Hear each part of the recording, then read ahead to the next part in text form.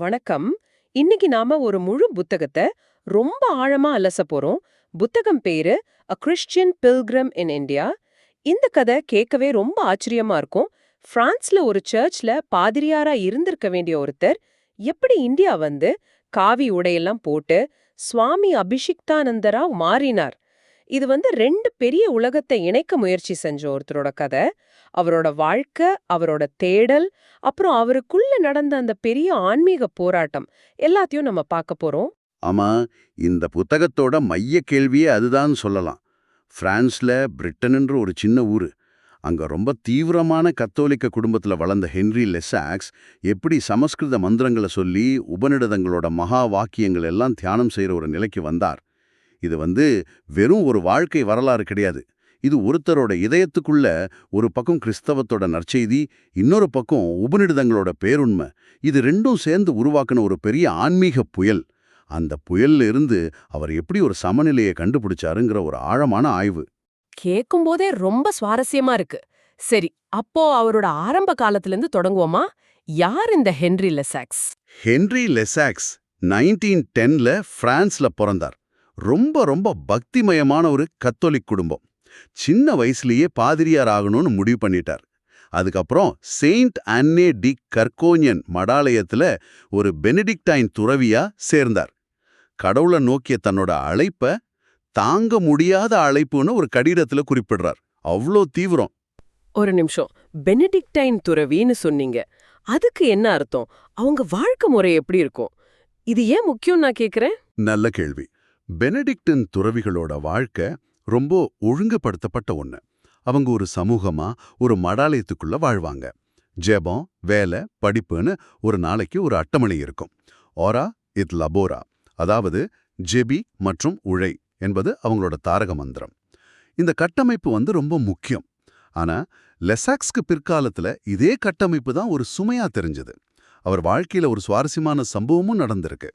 2ஆம் உலகப் போர்ல ஜெர்மானியர்கள் கிட்ட போர்க்கைடியா பிடிபட்டு ஒரு சோள வயல்ல ஒளிஞ்சு தப்பிச்சிருக்கார்.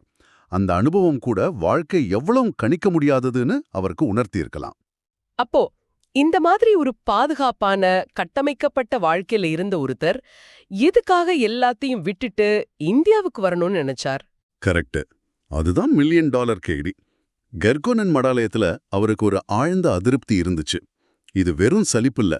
பெனடிக்டின் துறவரம்ங்கிறது கடவுளை சேவிக்கிறது, சமூகமா கூடி ஜெபிக்கிறது. ஆனால் லெசாக்ஸ் தேடியது வேற. அவர் கடவுளை பற்றி படிக்கிறதை விட கடவுளாகவே இருப்பதை அனுபவிக்க விரும்பினார். அந்த நேரடி அனுபவத்துக்கான தாகம்தான் அவரை உபநிடதங்கள் பக்கம் இழுத்தது. இது கடவுளுடன் இருப்பதுக்கும் கடவுளாகவே உணர்வதுக்கும் உள்ள ஒரு பெரிய வித்தியாசம். இந்த தேடல் கிட்டத்தட்ட 13 வருஷம் அவருக்குள்ள ஒரு கனலா எரிஞ்சுக்கிட்டே இருந்திருக்கு. ஓகே, அப்போ இந்தியாவுக்கு வர்றது கிறிஸ்தவத்திலிருந்து தப்பிச்சு போறதுக்காக இல்ல, தன்னோட ஆன்மீகத்தை இன்னும் ஆழமாக்கத்தான் வந்திருக்காரு. இங்க வந்ததும் என்ன செஞ்சார்? ஆமா, இங்க வந்ததும் ஃபாதர் ஜூல்ஸ் மோன்சானன் என்பவரோட சேர்ந்து காவிரி கரையில சச்சிதானந்த ஆசிரமத்தை நிறுவினார். அதுதான் இன்னைக்கு நாம சாந்திவனம்னு சொல்ற இடம். அதோட நோக்கம் ரொம்ப சொல்லப்போனா புரட்சிகரமானது. வேதாந்த தத்துவம், கிறிஸ்துவ இறையியல், இந்திய வாழ்க்கை முறை, இது மூணையும் இணைக்கிறது தான். ஒரு புது கலப்பட மதத்தை உருவாக்குறது அவங்க நோக்கம் கிடையாது. மாறாக இந்தியாவோட ஆழமான ஆன்மீக வேர்ல கிறிஸ்துவ நம்பிக்கையை ஒட்டுவது போல, அதாவது கிராஃப்டிங் செய்யறது தான் அவங்க திட்டம். அந்த சமயத்துல தான் லேசாக்ஸ் தனக்கு அபிஷிக்தானந்தர்னு ஒரு இந்திய பேரை ஏத்துக்கிட்டார். அபிஷிக்தானந்தர் ரொம்ப அழகான பேரா இருக்கே, அதுக்கு என்ன அர்த்தம்?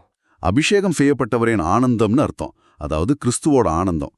பாருங்க, அவர் கிறிஸ்துவ அடையாளத்தை விடல, அதை இந்திய வடிவத்துல புதுசா புரிஞ்சிக்க முயற்சி செஞ்சார். சாந்திவனம் ஒரு முன்னோடி முயற்சி. இன்னைக்கு இந்தியாவில் இருக்கிற 50க்கும் மேற்பட்ட கிறிஸ்துவ ஆசிரமங்களுக்கு அதுதான் ஒரு பெரிய உத்வேகம். ஆனா இந்த மாதிரி முயற்சிகள் எப்பவுமே சுலபமா இருக்காதே. நிச்சயம் சர்ச்சைகள் வந்திருக்குமே. நிச்சயமா. இது பூப்பாதையெல்லாம் கிடையாது. சில இந்து தரப்பினர் இது ரொம்ப கடுமையா தாக்குனாங்க. இது இந்து மதத்தோட வடிவங்களை, காவி உடைய, ஆசிரம முறையை தங்களுக்கு சாதகமா பயன்படுத்தி கிறிஸ்தவ மதத்துக்கு ஆள் சேர்க்கிற ஒரு ஏமாற்று மதமாற்ற தந்திரம்னு அவங்க குற்றம் சாட்டினாங்க. ஒரு பக்கம் கிறிஸ்தவ திருச்சபையில் இருந்த சிலருக்கு இதுல சந்தேகம், இன்னொரு பக்கம் இந்து மதத்திலிருந்து எதிர்ப்பு. அவர் 2 உலகங்களையும் இணைக்க நினைச்சாலும் 2 பக்கம் இருந்தும் சந்தேக கணைகள் தான் அவர் மேல பாஞ்சது. இந்த பயணத்தோட சிக்கலே இதுதான். சாந்திவனம் ஆசிரமம் ஒரு பக்கம் நல்லபடியா போயிட்டு இருக்கு. ஆனா அப்போதான் அவரோட வாழ்க்கைய மொத்தமா மாத்துன ஒரு விஷயம் நடக்குது. ரமண மகரிஷியையும் புனித மலையான அருணாச்சலத்தையும் சந்திக்கிறார். அங்க அப்படி என்னதான் நடந்தது? 1949ல அவர் முதல் முறையா திருவண்ணாமலை போறார். அந்த அனுபவம் அவரை உலுக்கிடுச்சுனே சொல்லலாம்.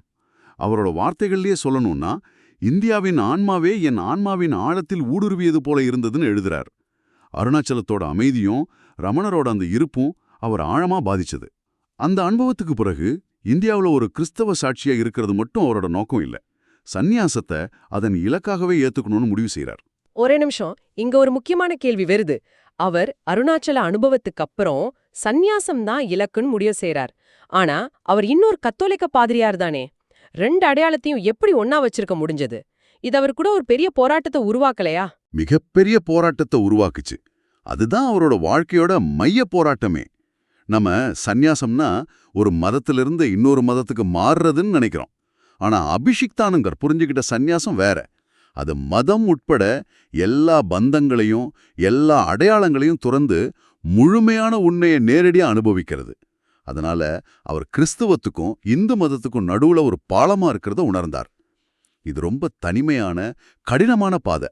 பாலமா இருக்கிறதுன்னா அது எவ்ளோ கஷ்டம். ரெண்டு பக்கமும் முழுசா இருக்க முடியாது இல்லையா? அவரே ஒரு கடிதத்தில் எழுதுறார், இரண்டு கரைகளிலும் முழுமையாக சார்ந்திருப்பது நமது கடமை. இது கடவுளின் மர்மத்தில் மட்டுமே சாத்தியம். யோசிச்சு பாருங்க, ஒரு ஆத்துல நீங்க நிக்கிறீங்க. ஒரு கால் ஒரு கரையில, இன்னொரு கால் மறுகரையில. எவ்வளோ நேரம் அப்படி நிக்க முடியும்? அதுதான் அவரோட நிலை. ஒரு கரையில முழுசா கால் வைக்கவும் முடியல, மறுகரைக்கு போகவும் மனசில்ல. ரெண்டு உலகங்களோட உண்மைகளையும் தன் இதயத்துல தாங்கிக்கிட்டு வாழ்ந்தார். அப்போ இந்த போராட்டம் தான் அவரை அத்வைதம் பக்கம் கொண்டு போச்சாம். ஏன்னா அத்வைதங்கிறது இந்த மாதிரி எல்லா பிரிவுகளையும் கடந்ததுன்னு சொல்வாங்க இல்லையா? சரியா சொல்லிங்க. அவரோட ஆன்மீக பயணத்துல அத்வைதம், அதாவது இருமையற்ற நிலை, ஒரு மைய கருத்தா மாறுது. ஆனா அவருக்கு அது ஒரு தத்துவம் கிடையாது.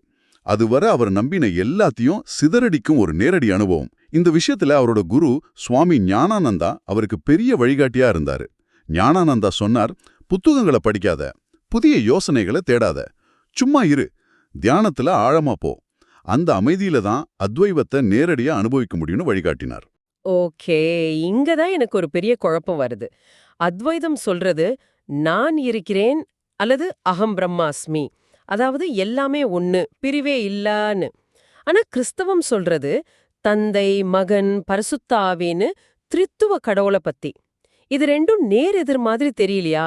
ஒன்னு ஒன்றே ஒன்றுன்னு சொல்லுது, இன்னொன்னு மூன்றில் ஒன்றுன்னு சொல்லுது. இது எப்படி அவர் பொருத்தி பார்த்தார்? இதுதான் அவரோட இறையியல்லையே மிக முக்கியமான புரட்சிகரமான இடம். ஆரம்பத்துல அவருக்கும் இந்த குழப்பம் இருந்துச்சு. உபநிடதங்களோட இருமையற்ற நான் இருக்கிறேன்ங்கிற பெருவுண்மைய கிறிஸ்தவத்தோட திருத்துவ கடவுளோட எப்படி இணைக்கிறது? அப்புறம்தான் அவருக்கு ஒரு பெரிய தெளிவு பிறந்தது. திருத்தவத்தை ஒரு கணித சூத்திரம் மாதிரி 1+1+1=1ன்னு புரிஞ்சுக்க கூடாது. அத அத்வைத அனுபவத்தின் மூலமா மட்டும்தான் உண்மையா புரிஞ்சுக்க முடியும்னு நம்பினார். அது எப்படி, கொஞ்சம் விளக்க முடியுமா? இதை இப்படி யோசிச்சு பாருங்க. அத்வைதம் சொல்றது எல்லாமே ஒரே பெருங்கடல், பிரிவே இல்ல. கிறிஸ்தவத்தின் திரித்துவம் சொல்றது ஒரே கடவுள், தந்தை மகன் பரிசுத்தாவியா 3 விதமா வெளிப்படுறார். இது மேலோட்டமா பார்த்தா முரண்பாடு மாதிரி தெரியும். ஆனா அபிஷிக்தானந்தர் என்ன சொன்னார்னா, அந்த பெருங்கடல்ல மூழ்கி பாருங்க, அங்கே அலையாகவும் நீராகவும் ஆழமாகவும் இருப்பது ஒரே பொருள்தான்னு புரியும்னு. அதுபோல அந்த அத்வைத்த அனுபவத்துல மூழ்கும்போது தான் தந்தை மகன் பரிசுத்த ஆவியோட பிரிவற்ற தன்மையை உணர முடியும்னு என்னார். அதாவது திரித்துவம் என்பது ஒரு அனுபவம், வெறும் இறையியல் கோட்பாடு அல்லன்னு சொன்னார். அது மூளையால் புரிந்து கொள்ளும் ஒரு கருத்தில்ல, அது வாழ்ந்து உணர வேண்டிய ஒரு உண்மை. வாவ், இது முற்றிலும் ஒரு புதிய பார்வை.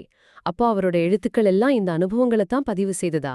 ஆமா, அவரோட முக்கிய எழுத்துக்களான the secret of Arunachala, guru and disciple, அப்புறம் அவரோட டைரி குறிப்புகளான த ஃபர்தர் ஷோர் எல்லாமே அவரோட இந்த உள்மன போராட்டத்தோட, இந்த தேடலோட ஆழமான சாட்சியங்கள் தான். அவர் தன் கடைசி வருஷங்களை கங்கை கரையில கியான்சுங்கிற இடத்துல ஒரு துறவியா கழிச்சார். அப்போ மார்க் சதுக் என்ற ஒரு பிரெஞ்சு இளைஞர் அவரோட சீடரானார். அவர்தான் பிற்காலத்துல அஜாதானந்தான்னு அழைக்கப்பட்டார். அவரோட இறுதி காலம் எப்படி இருந்துச்சு? இந்த தேடலுக்கு ஒரு முடிவு கிடைச்சுதா? அவரோட வாழ்க்கையோட உச்சக்கட்டமே இறுதியில தான் நடந்தது. ரிஷிகேஷ்ல ஒரு கடத்தெருவுல நடந்து போயிட்டு இருக்கும்போது அவருக்கு மாரடைப்பு வருது. அந்த நேரத்துல அவர் அடைஞ்ச ஒரு அனுபவத்தை, ஒரு விழிப்புணர்வை பத்தி எழுதுறார்.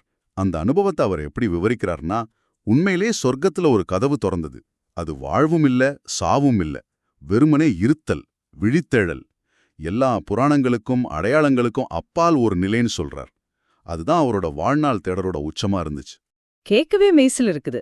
அப்புறம் நவம்பர் 7 1973ல ஒரு காலமானார். ஆனா இங்க ஒரு சுவாரஸ்யமான விஷயம் இருக்கு.